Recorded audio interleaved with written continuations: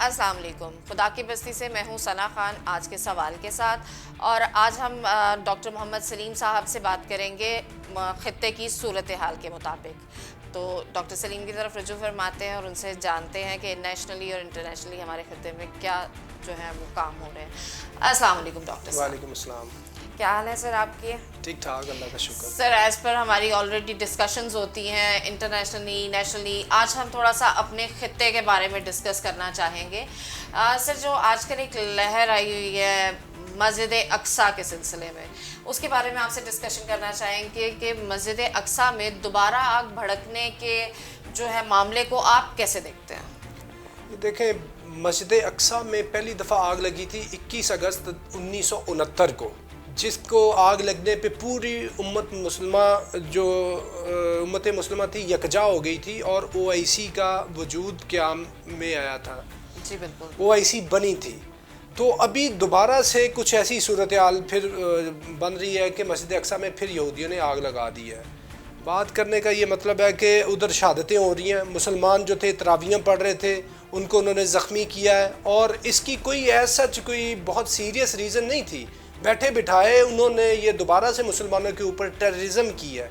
तो ये जो उन्होंने मुसलमानों पे टेररिज्म की है, तो इससे आगे से कोई खैर की उम्मीद नहीं उनको रखनी चाहिए, क्योंकि जो इसराइली जो फाइटर जेट्स हैं वो उधर वो परवाज़ें कर रहे हैं, वो मुसलमानों को अंदर से उनकी जो लॉ इन्फोर्समेंट एजेंसीज़ के लोग हैं वो तशद्दुद कर रहे हैं। और आगे से फिर जो हमास वाले हैं उन्होंने भी इनके ऊपर वो जो रॉकेट बरसाना शुरू कर दिए हैं और मुसलमान जो है इस पे खामोश नहीं है। मैं आपको बात बता दूं, जो तैयब अर्दगान है टर्की के, उन्होंने बहुत ही इसके ऊपर एग्रेसिव स्टांस लिया है। ईरान का बहुत ही एग्रेसिव स्टांस है। जो सऊदी अरब है उसने भी बहुत ही स्ट्रॉन्ग इस पे अपनी जो है ना वो एक फॉरेन पॉलिसी की स्टेटमेंट दी है। और जहाँ तक पाकिस्तान का ताल्लुक है, पाकिस्तान भी इस सिलसिले में खामोश नहीं है। फॉरेन ऑफिस ने बहुत ही स्ट्रॉन्ग लफ्ज़ों में इसकी कंडेमनेशन दी है। तो ये जो इन्होंने आग लगाई है, ये दोबारा से मुसलमानों को इन्होंने छेड़ा है। ये मुसलमानों को टेम्परेचर चेक करते हैं। और मैं आपको बात बता दूँ, ये जो यहूदी हैं, जो ज़ायनिस्ट यहूदी हैं, हार्ड कोर जो यहूदी हैं, आई am not talking about all the Jews in the world, मैं उनकी बात कर रहा हूँ जो है एक फाउंटेन हेड है शरारत का, एक दहशतगर्दी का उन्होंने दहशतगर्दी की है नहते मुसलमानों के ऊपर, नमाजियों के ऊपर। और वो ये ना समझें कि ये अनअटेंडेड बात जाएगी। ये अभी पूरी दुनिया में बात फैल रही है। और ये मैं बात बता दूं, ये एक आग को उन्होंने छेड़ा है। और ये जो आग है ना मिडल ईस्ट की, पैलेस्टाइन की जो आग है, पैलेस्टाइन से भी ज़्यादा मैं ये जो मस्जिद अक्सा की आग है, ये जलाएगी बहुत कुछ अगर इस टाइमली इन यहूदियों को ना रोका गया तो।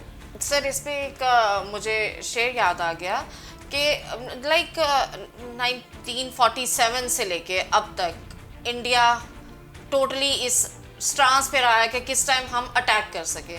तो लाइक कहना गलत नहीं होगा, वो दिलों में आग लगाएगा, मैं दिलों की आग बुझाऊंगा, उसे अपने काम से काम है, मुझे अपने काम से काम है। तो कुछ ये सिलसिला हमें नज़र आ रहा है अभी तक। देखिए, इनको अपने काम से आग लगानी ही लगानी है, इनका काम ही ये है। मेरी बात सुने, कश्मीर पे किसका कब्जा किया हुआ, मैं एक बात करूं, अभी तो वी आर टॉकिंग ऑन मस्जिद अक्सा। अच्छा, कश्मीर पे ये जुल्म करते हैं, ठीक है, मस्जिद अक्सा पे, पैलेस्टाइन पे ये जुल्म करते हैं। शुरुआत इनसे होती है। मस्जिद अक्सा को आग इन्होंने लगाई, गजा के ऊपर बमबारी इन्होंने की। 82 में भी ये हुआ, 2006 में भी ये हुआ। यानी कितनी दफ़ा जुल्म इनकी तरफ से होता है, ठीक है। हम उसका सिर्फ डिफेंस करते हैं। और ये डिफेंस करते हुए भी अगर ये कहें कि फिर भी चुप रहना है, भाई मैं ये बात कर रहा हूँ, ये कौन बदमाशी दहशतगर्दी कर रहा है? ये हमें ये डराते हैं, फैटअप से डराते हैं, हमें ये एक्सट्रीमिज़म से डराते हैं, ये टेररिज्म पाकिस्तान में पैदा हो रही है। जब ये मामला तो होंगे तो ये इसकी जो फीलिंग्स आएगी ना, इसके रिएक्शनरी फीलिंग्स वो पूरी मुस्लिम उम्मा में आएगी, अरब वर्ल्ड के अंदर आएगी। ये जो मस्जिद अक्सा वाला इवेंट हो चुका है, और इस पे पाकिस्तान को बड़ी क्लियर पॉलिसी अपनानी चाहिए। वो ना हो कि ये देखें, जैसे हमारा, मैं दूसरी बात करूं, ये जो TLP वाला तहरीक लबैक पाकिस्तान वाला मामला हुआ था, ये पाकिस्तान ने तो ये काम नहीं शुरू किया। मैं बात ये कर रहा हूँ कि काम ये शुरू करते बदमाशी और उधर से शुरू होती है। ये फ्रांस ने खाके बनाए, ये यहूदियों ने आग लगाई, हिंदुस्तानियों ने कश्मीर में जुल्म किया, काम ये करते, उसके रिएक्शन में फीलिंग आती है। अगर वो हमारी फीलिंग भी आ जाए तो वो भी गलत है। ये यानी ये कहते हैं कि जी हम आपको मारेंगे भी और आगे से आपने रोना भी नहीं है, रोने का हक नहीं देते हैं। तो सर मुझे एक क्वेश्चन रेज हो रहा है कि जिन मुस्लिम ममालिक ने इसराइल के साथ हाथ मिलाया था, अब वो मुस्लिम ममालिक का रिएक्शन क्या होगा या उनकी नेक्स्ट स्ट्रेटजी क्या होगी? देखें, कुछ चीज़ें होती हैं कि वो हुक्मरानों के कंट्रोल में भी नहीं होती, कुछ होता है पब्लिक सेंटीमेंट। ये जो मस्जिद अक्सा को आग लगी है ना, ये इसके ऊपर जो मुस्लिम हुक्मरान है ना, जो अरब वर्ल्ड है, वो जो भी उनकी इसराइल के साथ सेटिंग हो, यानी कुछ ने 8-10 मुल्कों ने इसराइल को तस्लीम किया हुआ है, वो बात साइड पे रह जानी। जो अवाम है ना मुस्लिम मुल्कों की, वो उसकी सेंटीमेंट इसके बहुत ख़िलाफ़ चले जाना है और इसका बड़ा सीरियस फॉल आउट आना है। और इस पे आप अगर बात करेंगे जी, ये जिन्होंने तस्लीम किया है मुस्लिम मुल्कों ने, उनका क्या रिएक्शन होगा, ये बस में उनके बात नहीं रहनी, बात आउट ऑफ कंट्रोल हो जानी है। और इससे पहले के बातें ये चीज़ आउट ऑफ कंट्रोल हो और ये पूरे का पूरा जो खित्ता है मिडल ईस्ट, ये जंग के अंदर वो जाए और ये जंग फिर इधर कंट्रोल में नहीं रहनी। और एक आपको मैं और बात बता दूँ, ये देखें, एक ये और भी हो सकती है, ये जो हरमजदून होनी है ना, यानी एंड ऑफ टाइम्स चलना है, ये जो मुलहमतुल कुबरा है या मुलहमतुल उज़्मा है, ये जो यानी गज़वा हिंद है, ये उसकी स्टार्ट भी हो सकता है, ये वाली जो जंग है। बिकॉज सारी चीज़ें उसकी देखें, हिंदुस्तान के अंदर भी एक वॉलेटाइल सूरत हाल है मुसलमानों के ख़िलाफ़, कश्मीर में भी और हिंदुस्तानी मुसलमानों के ख़िलाफ़ भी। और दूसरा ये जो पैलेस्टीनियन है, ये इनके ऊपर भी ये जो जुल्म है इसराइलियों ने शुरू कर दिया, क्योंकि अभी इसराइल ख़ुद को ये समझता है कि मैं इंडिपेंडेंटली बग़ैर अमेरिका की इतनी सपोर्ट के भी ये जो पूरे की पूरी मुस्लिम वर्ल्ड है ना, इसको रौंद के ग्रेटर इसराइल को बना सकता हूँ। तो ऐसी सूरत में ये जो मुसलमान है ना, उनको ये समझना चाहिए कि इसराइल अभी आउट ऑफ सॉक्स हो रहा है, तो उसको संभालने समझाएं। पूरी जो यूएन है और इंटरनेशनल कम्युनिटी है, वो जो ह्यूमन राइट्स की बात करते हैं, देखिए कुछ थोड़ा सा मसला हो जाता है कि ह्यूमन राइट्स का मसला खड़ा कर लेते हैं। अभी ये मुसलमान निहत्ते जो पीसफुल मुसलमान हैं, जो वर्शिप कर रहे हैं, उन पे इन्होंने गोलियां बरसाई हैं, उन पे जुल्म किया है। ये किधर गए यूरोप वाले, अमेरिका वाले? मैं आपको बात बताऊँ कि यूरोप अमेरिका वाले ये इसराइल के बारे में यूँ चुप रहेंगे। उसकी ये वजह है कि इकबाल ये कहता है कि तेरी दवा ना जनीवा में है ना लंदन में है, फरंग की रगे जहाँ पंजाए यहूद में है। यानी ये कि पूरी की पूरी जो वर्ल्ड है ना, उसका जो कंट्रोल है वो अमेरिका के पास है। अमेरिका का कंट्रोल ज्यूज़ के पास है, अमेरिकन ज्यूज़ के पास है। और इसराइल क्या है? इसराइल अमेरिका का आप समझते खाना काबा है। तो वो जो इनका खाना काबा है इसराइलियों का, वो क्या है? मैं समझता हूँ वो फसाद की जड़ है कि जो दुनिया के अंदर दहशतगर्दी लगा रहा है और दहशतगर्दी एक्सपोर्ट कर रहा है। देखें, हमारी उसके साथ क्या, हमारा नज़रियाती इख्तलाफ है इसराइलियों के साथ। हमारे जो फाउंडिंग फादर है कायदे आज़म मोहम्मद अली जिन्ना, उन्होंने ये कहा था इसराइल जो है ना, that is illegitimate child of the west. यानी ये वेस्ट का एक इलिजिटिमेट बच्चा है। और कायदे आज़म मोहम्मद अली जिन्ना इतने पीसफुल बंदे थे, इतने कॉन्स्टिट्यूशनल बंदे थे। उन्होंने जो अरब इसराइल वॉर थी ना, उसके लिए पाकिस्तान से वेपन और एमिनिशन के लिए पैसे भेजे हैं। यानी इतना पीसफुल कॉन्स्टिट्यूशनल बंदा कायदे आज़म मोहम्मद अली जिन्ना, उन्होंने भी पैसे भेजे। यानी कि हमारी इनके साथ नज़रियाती इख्तलाफ है और पाकिस्तान के साथ तो इनका बहुत सख्त इख्तलाफ है।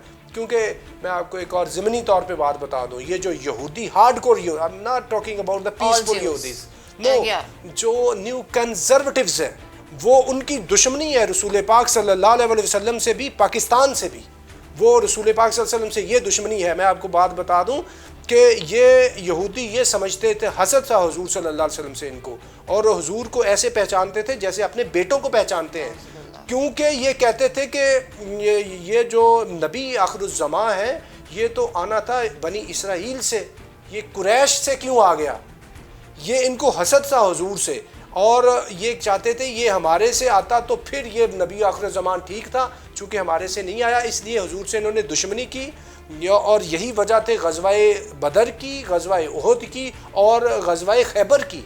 और तब तो से आपके मुताबिक क्या ये वही ग्रजेस हैं जिसका सामना अब इस खित्ते को करना पड़ रहा है? ये वही चीज़ें। देखें, कुछ चीज़ें जो यहूदियों की है ना, वो क्यों इधर आके ये बसे पैलेस्टाइन के अंदर? ये यहूदी तो सारे यूरोप अमेरिका में रह रहे थे। ये 14 मई 1948 को इसराइल बनाया जाता है, ये उसी तनाज़र में बनाया जाता है कि इधर इनकी क्या कहते हैं कि एक ग्रेटर इसराइल बनेगा, वो जो मिसाया दोबारा आएगा, इनकी पूरी हुकूमत बननी है। ये सारी इनकी जो ओल्ड टेस्टामेंट और न्यू टेस्टामेंट की जो टीचिंग्स है ना, वो उसके मुताबिक ये सारे इधर बसे हुए हैं और इन्होंने वो अपनी हुकूमत इधर कायम करनी है। लेकिन मैं आपको बात बता दूं, इनकी हुकूमत में सबसे बड़ी जो इस खित्ते में इनको प्रॉब्लम है ना, वो पाकिस्तान से। मैं कैसे को रिलेट पाकिस्तान को कर रहा हूँ इस मस्जिद अक्सा वाले इवेंट से? वो इसलिए कि पाकिस्तान को इन्होंने कई दफ़ा अनडू करने की कोशिश की है इसराइलियों ने, इंडियंस के साथ मिलके। और अभी भी ये जो मामला आना है ना, मस्जिद अक्सा वाला ये जो मसला खड़ा हुआ है, इसमें पाकिस्तान के अंदर से एक रिएक्शन आएगा, एक रिजेंटमेंट आएगी। और ये रिजेंटमेंट अगर तो मामला ये कंट्रोल में आ जाता है तो ये रिजेंटमेंट दब जाएगी, क्योंकि इसराइल ने कई दफ़ा फ़लस्तीन के ऊपर जुल्म किया है, लो लेवल का जुल्म होता रहा है। जब मामला कई दफ़ा हाईलाइट हुआ, ज़्यादा मामला हाईलाइट हुआ है, तो फिर पूरी मुस्लिम उम्मा जो है ना उसमें इन्वॉल्व हुई है। अगर अभी भी ये मसला जो इंटरनेशनल प्लेयर्स हैं, अमेरिका है, यूरोपियंस हैं, वो अगर और चाइनीज़ भी, क्योंकि चाइना के साथ भी इसराइल की अभी अच्छी इक्वेशन है, वो इनको समझाएं इसराइलीज़ को कि भाई इससे बाज आ जाओ, नहीं तो पूरी दुनिया जो है ना इस जो आग है उसकी लपेट में आ सकती है। लेकिन चाइनीज़ के साथ तो एक देखा जाए तो हमारा बड़ा पुराना दोस्ताना ताल्लुक है। अब इस सिचुएशन में आके क्या कहा जा सकता है कि वो पाकिस्तान की हिमायत में बात करेंगे या इजराइल की हिमायत की तरफ जाएंगे?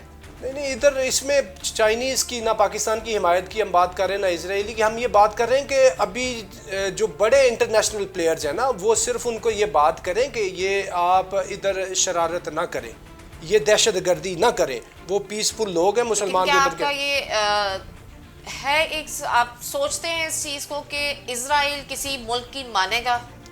इजराइल किसी मुल्क की नहीं मानेगा। इजराइल मानेगा तो अमेरिका की मानेगा, ठीक है।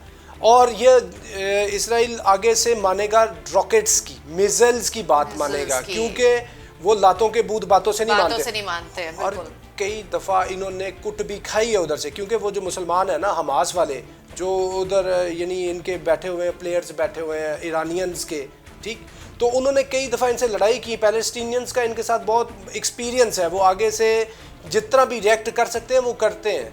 तो बेहतर ये है हम ये बात करें, दो चीज़ें हैं, या तो इजरायली जो हार्ड कोर्स हैं जिन्होंने ये काम शुरू किया है, इंटरनेशनल कम्युनिटी उनको समझाए, ये ह्यूमन राइट्स वाले, ये जो NGOs वाले इंटरनेशनल जो पीस की बात करते हैं, या तो वो इनको समझा लें। क्या इसमें थोड़ा इंटरप्ट करूंगी आपको सर, क्या ये NGOs वाकई ह्यूमन राइट्स की बात करते हैं?